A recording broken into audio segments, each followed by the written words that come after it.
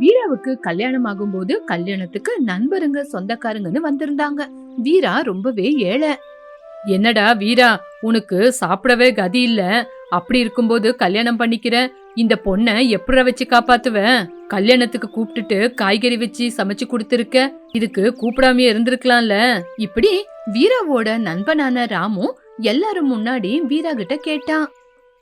இங்க பாரு ராமு, நான் இருக்கிறதுலயே சமாளிச்சுக்குவேன். எனக்கு இல்லனாலும் என்னோட பொண்டாட்டிய வெறும் வயிற்றுல படுக்க விட மாட்டேன். அது மட்டும் இல்லாம நாங்க ஏழைங்க, நாங்க இப்படிதான் இருப்போம். நீங்க இருக்கப்பட்டவங்க அப்படிதான் பேசுவீங்க அப்படின்னு கவலைப்பட்டான். சரிப்பா, சரி சரி, நாங்க உன்னை கஷ்டப்படுத்தணும்னு எந்த காரணத்து கொண்டும் சொல்லல.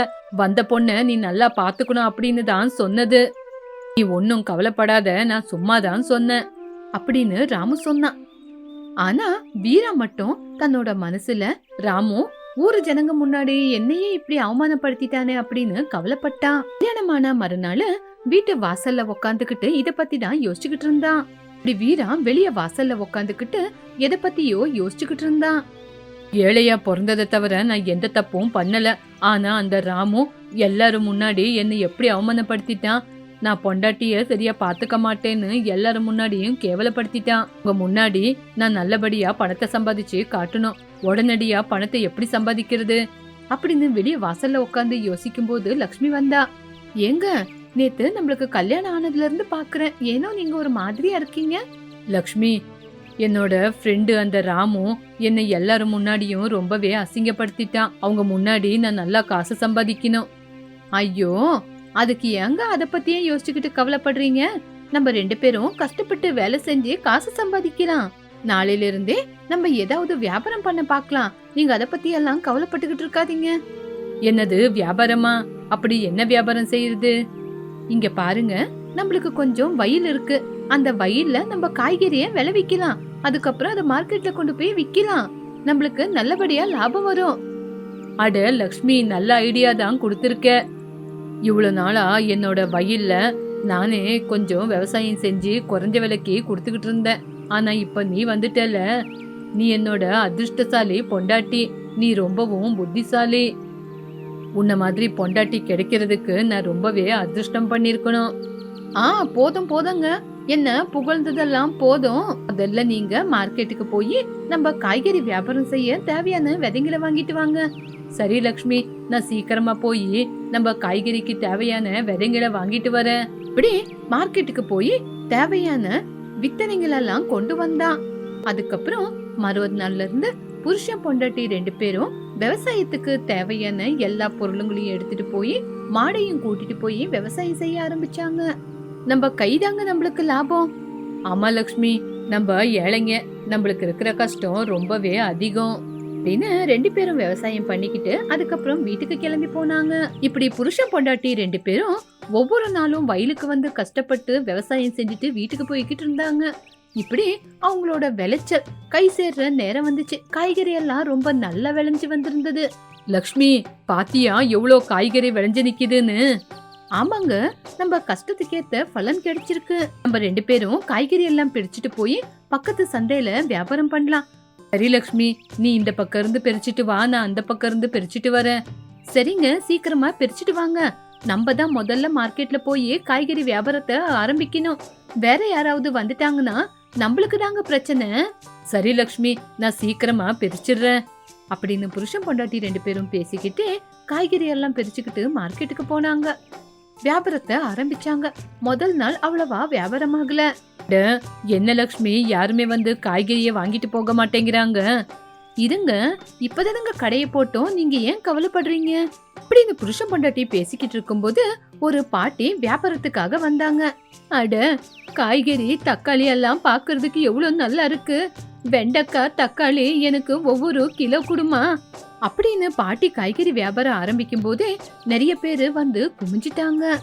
இப்படி அன்னைக்கு முழுக்க நிறைய பேர் வந்து காய்கறிய வாங்கிட்டு போய் அவங்க காய்கறி எல்லாம் காலியாயி கையில பணம் வந்தது. பாரு லக்ஷ்மி, நம்ம பட்ட கஷ்டத்துக்கு இன்னைக்கு நம்ம கையில காசு வந்திருக்கு. நம்ம எவ்வளவு கஷ்டப்பட்டு விவசாயம் செஞ்சோம், இன்னைக்கு நம்ம சந்தோஷப்படணும். என்னோட வாழ்க்கையில இவ்வளோ பணத்தை நான் பார்த்ததே இல்ல, எனக்கு சந்தோஷமா இருக்கு. அட இது என்னங்க, இப்பதானே வியாபாரத்தை ஆரம்பிச்சிருக்கோம். இன்னும் நாட்கள் போக போக இதே மாதிரி நல்லபடியா விவசாயம் செஞ்சு வியாபாரம் செய்யலாம். அப்ப இன்னும் காசை பார்க்கலாம். இன்னும் முன்னாடி இருக்கிற நம்ம வாழ்க்கையில கூட இதே மாதிரி சம்பாதிக்கலாங்க. லட்சுமி, நீ சொல்ற மாதிரியே நம்ம 2 பேரும் கஷ்டப்பட்டு இதே மாதிரி விவசாயம் செஞ்சு காய்கறியை நல்லா விக்கணும். இப்படி கொஞ்ச நாள்லயே அவங்க நல்ல வழிக்கு வந்துட்டாங்க. இன்னும் வீராவோட நண்பனான ராமு விஷயத்துக்கு வந்தா, ராமு அந்த வியாபாரம் இந்த வியாபாரம்னு செஞ்சு ரொம்பவே நஷ்டத்தை அடைஞ்சிட்டான். ராமு கூட வீரா மாதிரியே காய்கறி வியாபாரம் பண்ணலான்னு யோசிச்சான். ஆனா அவங்கிட்ட பணம் இருக்கல, சொத்துன்னு எதுவுமே இருக்கல. இப்படி இருக்கும்போது அட பணமும் போச்சு, சொத்து பத்தெல்லாமே போச்சு அப்படின்னு ஒரு தடவை வீராவை போய் பாத்துட்டு வரலான்னு மனசுக்குள்ள யோசிச்சுக்கிட்டு வீராவை பாக்குறதுக்காக வந்தான். இந்த நேரம் பார்த்து வீராவும் அவன் பொண்டாட்டி லக்ஷ்மியும் வியாபாரம் செஞ்ச காசை கணக்கு போட்டுக்கிட்டு இருந்தாங்க. இவனை பார்த்த உடனே, டே ராமு, எப்படிடா இருக்க, வந்து உக்காருடா. டே வீரா, என்ன மன்னிச்சிடுறா. அன்னைக்கு ஊர் ஜனங்க முன்னாடி உன்னை ரொம்ப அசிங்கப்படுத்திட்டேன். ஆனா இன்னைக்கு நான் என்னோட சொத்து பத்தெல்லாம் இழந்துட்டேன். உன்னால எனக்கு உதவி பண்ண முடியுமாடா? இங்க பாருங்க ராமு அண்ணன், நாங்க ஏழைங்க. உங்களுக்கு உதவி பண்றதுக்கு எங்க கையில எல்லாம் இப்போ காசு இல்லைங்கன்னு.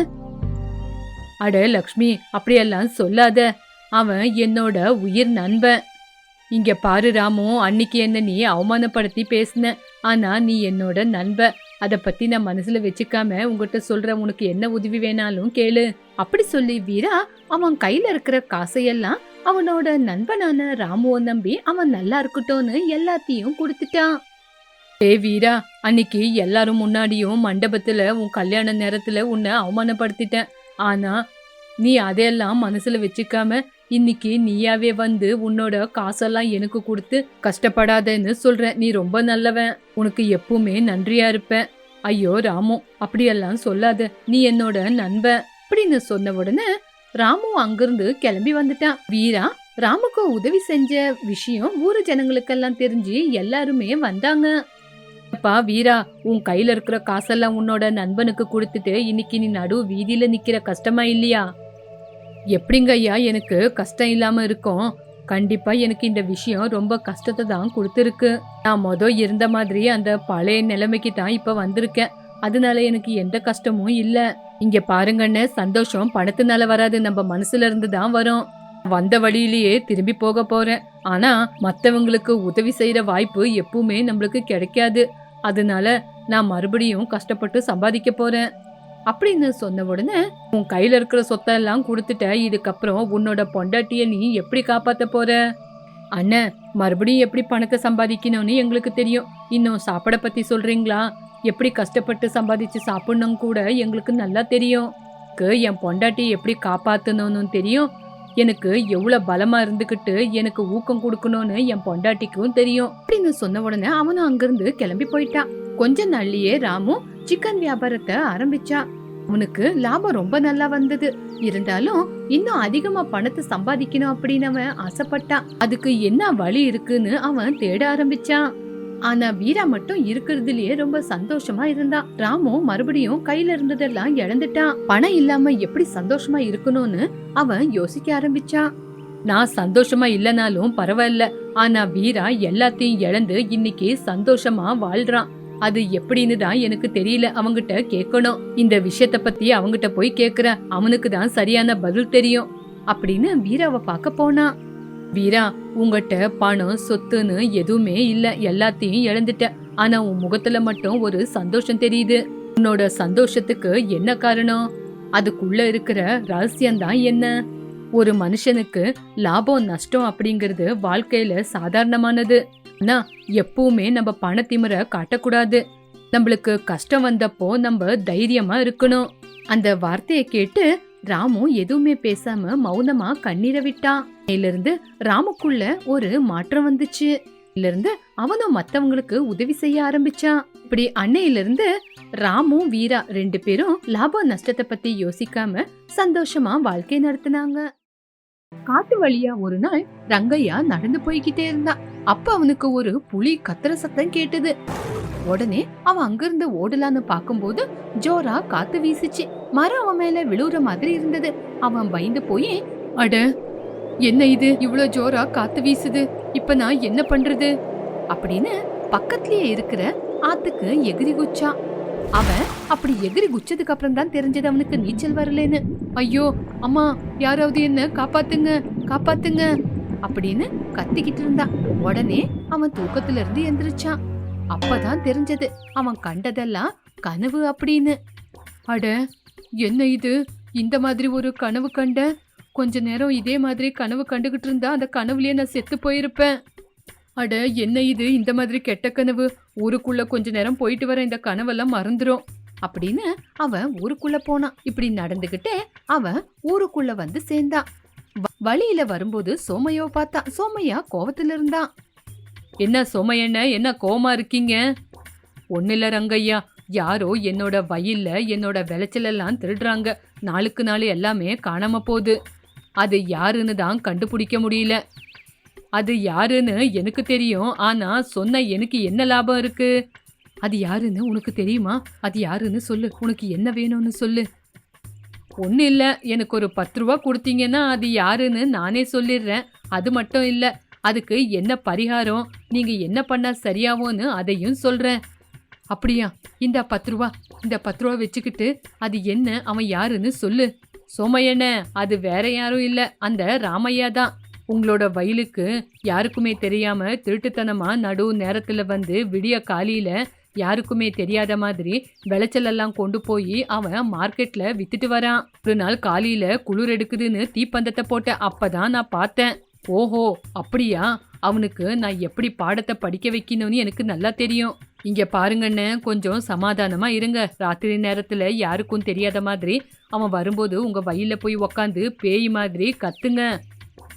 சரி ரங்கையா, நீ சொன்னது சரியான ஐடியா தான், அப்படியே பண்றேன் அப்படின்னு அங்கிருந்து கிளம்பி போனான். ஆனா ரங்கையா மட்டும் பத்தி இன்னொருத்தர்கிட்ட, இன்னொருத்தரை பத்தி இவங்க கிட்டன்னு சொல்லிக்கிட்டு கலகம் மூட்டிக்கிட்டே வாழ்க்கை நடத்திக்கிட்டு இருந்தான். இப்படி நாட்கள் போச்சு. மறுபடியும் ஒரு நாள் தூக்கத்துல அதே கனவை கண்டா. அவன் ரொம்பவே பயந்து போயிட்டான். அட, என்ன இது, இந்த கனவு மறுபடியும் மறுபடியும் வந்துகிட்டு இருக்கு. இது ரொம்ப ஆபத்தானது மாதிரி இருக்கு அப்படின்னு யாருகிட்டயாவது கேட்கலான்னு ஊருக்குள்ள வந்தான். அப்பதான் வரும்போது அவனோட நண்பனான சங்கரத்தை பார்த்தான். டே சங்கரம், உங்ககிட்ட ஒரு முக்கியமான விஷயத்த பத்தி சொல்லணும்டா அப்படின்னு அவனோட கனவு பத்தி சொன்னான். டேய், உனக்கு வந்த கனவு சாதாரணமானது இல்ல, வா ஊருக்குள்ள நம்ம கோயிலு புரோகிதர் இருக்காருல்ல, போய் கேட்டுட்டு வரலாம் அப்படின்னு அவங்க 2 பேரும் அந்த ஊருக்குள்ள இருக்கிற புரோகிதர்கிட்ட கேட்கலான்னு வந்தாங்க. இப்படி அவங்க 2 பேரும் நடந்துகிட்டு கோயிலுக்கு வந்து அங்க இருக்கிற புரோகிதரை பார்த்தாங்க.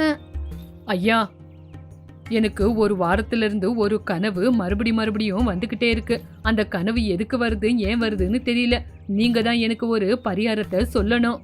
என்ன சொல்ற ரங்கையா? அப்படியா? அந்த கனவு என்னன்னு கொஞ்சம் விவரமா சொல்றியா அப்படின்னு அந்த கனவு பத்தி கேட்ட உடனே ரங்கையாவும் எல்லாத்தையும் சொல்லி முடிச்சா. அப்போ அந்த கனவு எதுக்காக வருது, அந்த கனவு எவ்வளவு ஆபத்தானதுன்னு புரோகிதருக்கு தெரிஞ்சிருந்தது. இருந்தாலும் அத சொன்னா அவன் ரொம்பவே பயந்துருவான் அப்படின்னு சொல்லவே இல்ல. சொல்லாம இப்படி சொன்னாரு. இங்க பாருப்பா, நடந்து முடிஞ்சத பத்தி சொல்லுவேன், நடக்க போறத பத்தி யாராலையும் சொல்ல முடியாது. எனக்கு தெரிஞ்ச மாதிரி ஒருத்தர் விஷயத்த இன்னொருத்தர்கிட்ட சொல்லிக்கிட்டு ஊருக்குள்ள தெரிஞ்சுக்கிட்டு இருக்கியே, அந்த கடவுள் உனக்கு பாடத்தை படிக்க வைக்கதான் இப்படி பண்றாரோ என்னமோ. எனக்கு இத பத்தி எதுவுமே தெரியலப்பா அப்படின்னு சொன்ன உடனே ரங்காவுக்கும் அங்க சரியான பரிகாரம் கிடைக்கல. டேய் வாடா, எனக்கு தெரிஞ்ச ஒரு ஜோஷியர் இருக்காரு, போய் பார்க்கலாம் அப்படின்னு சங்கரம் கூட்டிட்டு வந்தான். டேய் சரிடா, எனக்கு என்னவோ இங்கேயும் பரிகாரம் கிடைக்கல, வா போலாம் அப்படின்னு அவங்க ஜோஷியரை பாக்குறதுக்காக போனாங்க. என்ன ரங்கையா, சங்கரம் என்ன தேடி இவ்வளவு தூரம் வந்திருக்கீங்க? சுவாமி, இவனுக்கு ஒரு வாரமா ஒரே கனவு மறுபடியும் வருது. அந்த கனவுக்கு என்ன பரிகாரம்னு நீங்க தாங்க சுவாமி சொல்லணும். அப்படியா ரங்கையா? அது என்ன கனவு? அந்த கனவு உனக்கு இவ்ளோ கஷ்டத்தை கொடுத்துக்கிட்டு இருக்கா? உன்ன மாதிரி ஒரு தைரியசாலிக்கு அந்த கனவு வந்து இவ்ளோ பிரச்சனை உண்டாக்குதுன்னா அது பயங்கரமான கனவா தான் இருக்கணும். நான் காட்டு வழியா நடந்து வரும்போது சிம்மத்தோட குரல் கேட்டது. காத்து வீசி மரம் எல்லாம் ஆடுது, மரம் என் மேல விழுகுதுன்னு நான் தண்ணிக்குள்ள போய் குதிக்கிறேன், அப்படியே நீச்சல் தெரியாம கஷ்டப்படுறேன் அப்படின்னு எல்லாத்தையும் சொல்லி முடிச்சான். இங்க பாரு ரங்கையா, இதுக்கு என்கிட்ட எந்த விதமான பரிகாரம் இல்ல. இது நம்மளுக்கு தோன்ற ஒரு நினைப்பு மட்டும்தான். இந்த சின்ன கனவுக்கு நீ எதுக்காக இவ்ளோ பயப்படுற அப்படின்னு சொன்னாரு. அங்கேயும் அவனுக்கு சரியான பரிகாரமே கிடைக்கவே இல்ல. உடனே அவன் அங்கிருந்து வீட்டுக்கு வந்தான். சரி, இந்த கனவு எதுவா இருந்தாலும் நானே பாத்துடுறேன் அப்படின்னு அவன் காட்டு வழியா நடந்து போறேன், என்ன வந்தாலும் நானே பாத்துக்கிறேன்னு காட்டுக்குள்ள போனான். காட்டுக்குள்ள போகும்போது அவனுக்கு சிம்மம் கத்துற சத்தம் கேட்டு அங்கிருந்து ஓட ஆரம்பிச்சான். அட, என்ன இது? என் கனவுல வந்த மாதிரியே உண்மையிலேயே நடக்குதே. ஐயோ, மரம் என் மேல விழுக போகுது. இங்கிருந்து தப்பிச்சே ஆகணும், என் உயிரை காப்பாத்திக்கணுமே அப்படின்னு மரம் விழுவுதுன்னு அவன் அங்கிருந்து ஓட ஆரம்பிச்சான். இப்படியே அங்கிருந்து ஓடி போய் தண்ணிக்குள்ள குதிச்சான். அவனுக்கு அப்பதான் நீச்சல் தெரியல, என்ன காப்பாத்துங்க காப்பாத்துங்கன்னு கத்த ஆரம்பிச்சான். காப்பாத்துங்க, என்ன காப்பாத்துங்க அப்படின்னு கத்திக்கிட்டு இருக்கும்போது ஒரு படகுல தேவிகா அப்படிங்கிற ஒரு அம்மா வந்தாங்க. அந்த அம்மா வேற யாருமே இல்ல, அவனோட செத்து போன அம்மாவோட ஆத்மா. இங்க பாருப்பா, நான் யாருன்னு தெரியுதா? அம்மா, அம்மா, நீங்களா? ஏமா என்ன சின்ன வயசுலயே தவிக்க விட்டுட்டு போயிட்டீங்க? யாருமே இல்லாம நான் எவ்வளவு கஷ்டப்பட்ட தெரியுமா? இங்க பாருப்பா, அது இயற்கையா நடந்தது, அதுக்கு நான் எதுவுமே செய்ய முடியாது. நீ ஊருக்குள்ள ரொம்ப கெட்டவனா இருக்க, அது எனக்கு பிடிக்கல. எனக்கும் ஒரு கனவு இருக்கு. என்னம்மா அந்த கனவு? நீ ஒரு வேலை வெட்டிக்கு கூட போவாம இப்படி சுத்திக்கிட்டு இருக்கிறது எனக்கு கொஞ்சம் கூட பிடிக்கல. நம்மளோட வயல் இருக்கு, அந்த வயலுக்கு போய் நீ விவசாயத்தை செய். விவசாயம் செஞ்சு இந்த ஊருக்குள்ள உனக்குன்னு ஒரு நல்ல பேரை சம்பாதிச்சுக்கோ, உனக்கு நல்லதே நடக்கும். அம்மா, சின்ன வயசுல இருந்து நல்லது எது கெட்டது எதுன்னு எனக்கு சொல்லி கொடுக்க யாருமே இருக்கல. இப்ப நீங்க வந்துட்டீங்கல்ல, நீங்க சொன்ன மாதிரி செய்யறமா. அம்மா, எனக்கு விவசாயம் செய்ய தெரியாதுமா, நான் எப்படிமா கத்துக்கிறது? இங்க பாருப்பா, உன் கூட இந்த அம்மா இருக்க, அம்மா உனக்கு விவசாயம் செய்ய சொல்லி கொடுக்கறேன் அப்படின்னு சொல்லி தண்ணில இருந்து அவங்களோட ஊரு பக்கம் வந்தாங்க. இப்படி 2 பேரும் நடந்து நடந்து ஆலமரத்துக்கிட்ட வந்தாங்க. அம்மா, இங்க பாருங்க, இங்கதான் நான் எப்பவுமே உக்காந்து இருப்பேன். இதோ இங்கதான் என் நண்பன் நிக்குவான், அவன் கூட இப்படிதான் பேசிக்கிட்டு இருப்பேன் அப்படின்னு அவன் சின்ன வயசுல இருந்து எங்கெங்க போனானோ அது எல்லாமே சொன்னான். இப்படி கொஞ்ச நேரத்திலே அவங்க 2 பேரும் வயலுகிட்ட வந்தாங்க. இங்க பாருப்பா, நம்ம ஜோளம் விவசாயம் செய்யலாம். சரிங்கம்மா, நீங்க என்ன சொல்றீங்களோ அதே செய்யலாம் அப்படின்னு அவங்க அம்மா அவனுக்கு விவசாயத்தை எப்படி செய்யணும், என்ன விளைச்சல் போட்டா நல்லா காசு சம்பாதிக்கலான்னு எல்லாத்தையும் சொல்லி கொடுத்த உடனே அவனும் விவசாயத்துக்கு தேவையான எல்லாத்தையும் செஞ்சான். இப்படி ரங்கையா ஊருக்குள்ள எந்த ஒரு வேலைக்கு உபயோகம் வராம மத்தவங்க விஷயத்த உக்காந்துக்கிட்டு பேசிக்கிட்டு இருக்கிறவன் இன்னைக்கு நல்லபடியா அறுவடை பண்ற அளவுக்கு வந்துட்டான். இப்படி அவனோட விளைச்சல் கை சேர்ற நேரம் வந்துருச்சு. அம்மா, விவசாயமே செய்ய தெரியாத மாதிரி இருந்த, இன்னைக்கு உங்களால நான் விளைச்சல விற்க போறேன். இங்க பாருப்பா, இத கொண்டு போய் மார்க்கெட்ல வித்து பணத்தை சம்பாதி அப்படின்னு அவங்க அம்மா சொன்ன உடனே அவன் சோளத்தெல்லாம் எடுத்துக்கிட்டு மார்க்கெட்டுக்கு போய் அதை வித்து நல்லா காசு சம்பாதிச்சு அந்த காசுல மறுபடியும் அறுவடை பண்றதுக்கு விதைகளை வாங்கிட்டு வந்து விவசாயம் பண்ண ஆரம்பிச்சான். இப்படி ஒரு நாள் அவன் வயல்ல இருக்கும்போது அவனை தேடி உம்மையா ரங்கையா 2 பேரும் அவனை பாக்குறதுக்காக வயலுக்கு வந்தாங்க. அவங்க 2 பேரும் ஒன்னா இருக்கிறத பார்த்து அவன் ஆச்சரியப்பட்டான். என்ன ரங்கையா, நீ கஷ்டப்பட்டு விவசாயம் செய்யறது பார்த்தா எங்களுக்கு ரொம்ப சந்தோஷமா இருக்கு. நீ மாறினது நல்லது. இது எல்லாமே எங்க அம்மா எனக்கு கத்து கொடுத்தது. எங்க அம்மானாலதான் இன்னைக்கு நான் இந்த இடத்துல இருக்கேன். உங்க எல்லாருக்கும் ரொம்ப கஷ்டத்தை கொடுத்துட்டேன். தயவு செஞ்சு எல்லாருமே என்ன மன்னிச்சிடுங்க. பரவாயில்ல ரங்கையா, எங்களுக்கு உன்னை பார்த்தா ரொம்ப சந்தோஷமா இருக்கு. இப்படி ரங்கையா அந்த ஊருக்குள்ள நல்லபடியா விவசாயத்தை செஞ்சு ரொம்ப ஸ்ரமஜீவி அப்படிங்கிற பேரை கூட சம்பாதிச்சான். இதனால அந்த ஊருக்குள்ள அவனுக்கு நல்ல பேரு வந்தது. எல்லாருமே அவன் ரொம்ப நல்லவன்னு சொன்னாங்க. இங்க பாருப்பா, இப்ப நீ மாறிட்ட, நல்லபடியா விவசாயம் செஞ்சுக்கிட்டு இருக்க, ஊருக்குள்ள உனக்கு நல்ல பேரும் புகழும் இருக்கு. அம்மா, எந்த காரணத்தை கொண்டு என்ன விட்டுட்டு போகாதீங்கம்மா, நீங்க இல்லாம என்னால இருக்க முடியாது. இங்க பாருப்பா, நீ நல்லபடியா வாழணும்னு தான் நான் உன்னை திருத்த வந்தேன். இப்ப நீ மாறிட்ட, உனக்கு இனிமே எந்த பிரச்சனை வந்தாலும் அந்த பிரச்சனையை நீயே சமாளிச்சுக்குவ. நான் போக வேண்டிய நேரம் வந்துருச்சு, நான் போய்தான் ஆகணும். அம்மா, நீங்க போனா என்னால எப்படிமா அப்படி சொல்லி அழுந்துகிட்டு இருந்தா. அவங்க அம்மா அவனுக்கு புத்திமதிய சொல்லி அங்கிருந்து மாயமாயிட்டாங்க. அவங்க அம்மா கத்து கொடுத்த விவசாயத்தை செஞ்சு அந்த ஊர்ல நல்ல பேரு, நேர்மையானவன்னு புகழ சம்பாதிச்சான். அவங்க அம்மாவோட ஆத்மா அவனுக்கு பயம் உண்டாக்க வராம அவனை நல்ல வழியா காப்பாத்துறதுக்காக வந்தது நினைச்சு சந்தோஷப்பட்டான். இந்த ஊரு ஜனங்க அவன் ரொம்ப நல்லவன், ரொம்ப நேர்மையானவன் அப்படின்னு எல்லாரும் சந்தோஷப்பட்டாங்க.